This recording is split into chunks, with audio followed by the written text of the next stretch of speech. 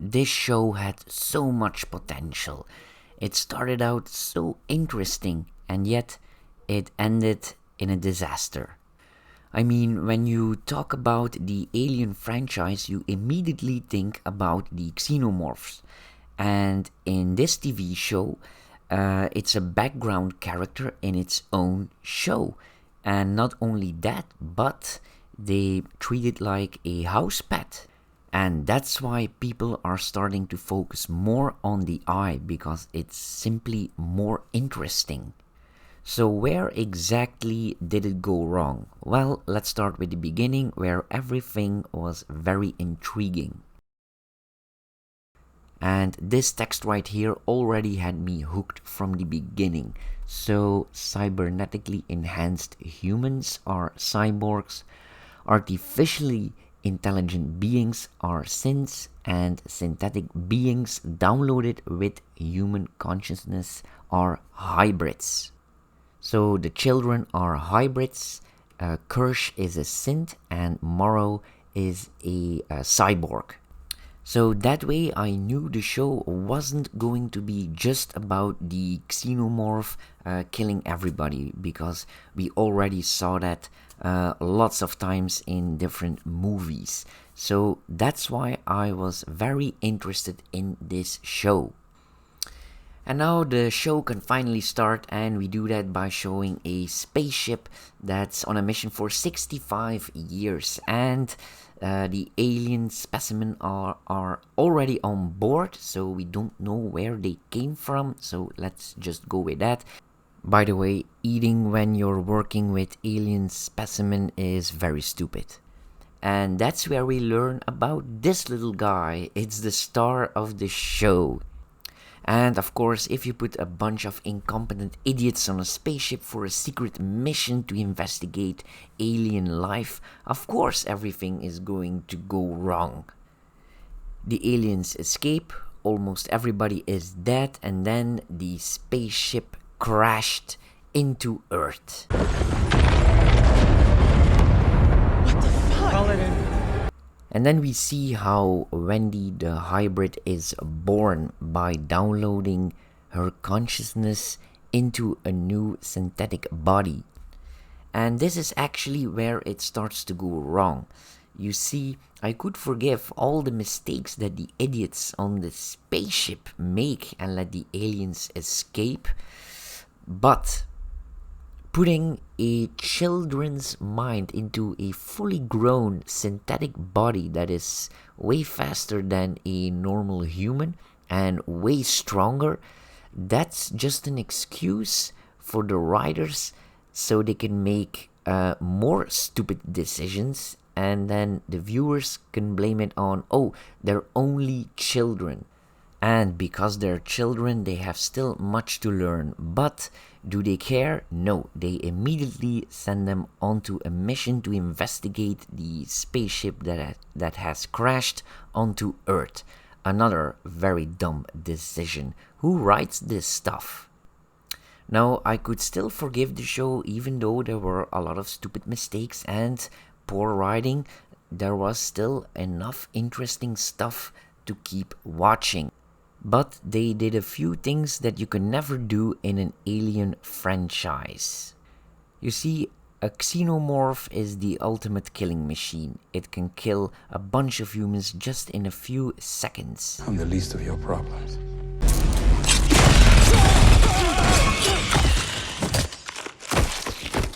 But this guy has the best plot armor ever. He simply cannot die. Seriously. He's got more lives than a cat. Not this cat.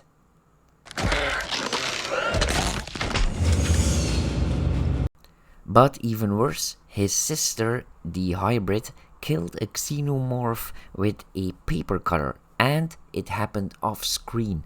That's the worst you can do, and that's where the show lost me. Because by doing that, the fear and the tension is completely gone. You have to keep the xenomorph in the dark and only show little bits to keep it scary.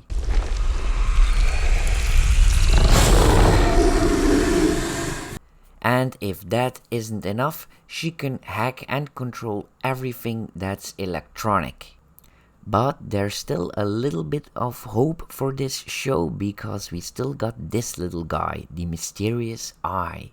And we also have Morrow. He also has very interesting plans and motives.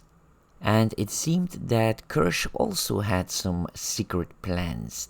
And you would think that the worst is gone and that the best has yet to come. But oh no, it gets so much more worse than that. Because they show that they have a failsafe and they can control and do modifications on the fly with these synths for when they go out of control. And they do, but they never use this handy little device. Oh yeah, and Wendy can now talk to the xenomorph.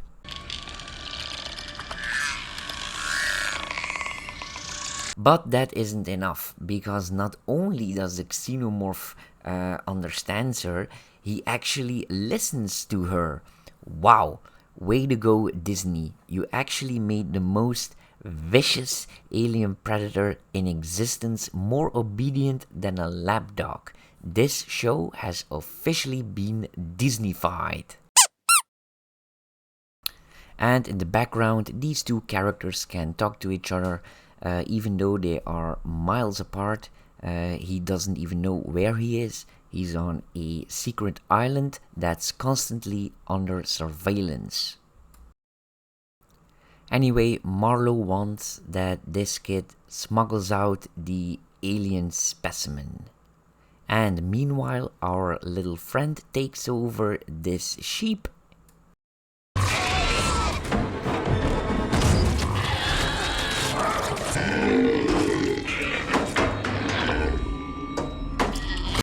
And it turns out that this Eye is actually quite intelligent. It does this creepy stare and it's constantly watching us and learning about us. And then we get a full episode with the idiots on the spaceship that fully explains what exactly happened there. What happened? And they're just standing there without any protection while their friend is getting choked by an alien facehugger. And here we learn all the plans of Marlowe and also the backstories of the most incompetent space crew ever. And we also learn a bit more about the Eye. It looks like it's helping the crew here. It was trying to warn them about the leeches that got into the food. And here it was attacking the xenomorph by first taking control of a crew member. And that also failed. And then the Eye was trying to take control of the xenomorph. And that also failed because, well, it doesn't have any eyes and its skin is way tougher than a human. So it looks like the Eye is our friend, but actually it isn't. It is just trying to protect us so it can use us as a host. That's it. And now this guy has to smuggle out this body with a facehugger on it. And you would think that that would be nearly impossible in this ultra futuristic secret facility. But actually it was barely an inconvenience because Kirsch just helps him. And everybody thought there was a secret plan that Kirsch had, but no, it was just to capture Marlowe, that's it. And here we learn that the Eye certainly isn't our friend because it trapped this guy.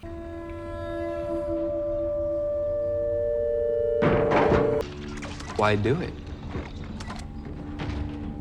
Then this guy turns alive again, then he drops dead again, and then a xenomorph pops out of his body.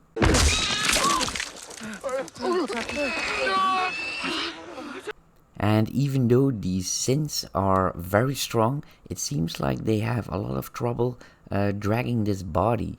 And in a few minutes they can build a raft all of a sudden, and I wonder why, because they can simply just carry him. They're super strong. And then another big mistake. They show the xenomorph in broad daylight and you can clearly see that it's a man in a suit. So now there's nothing scary anymore about the xenomorph. Why did they do that? This show is beyond saving now. And the ending is even worse. All the synths get captured, and instead of dialing down their strength and abilities, they don't do that. And of course, Wendy just opens the door of the prison and they take over and they're all free, and that's it. And she even calls the xenomorph through the walls, miles and miles away, and he hears it. Of course he does. So this really could have been a great show. The sets, the CGI, the actors, it all looked amazing. Too bad that Disney had to Disneyfy it. In other words, ruin it.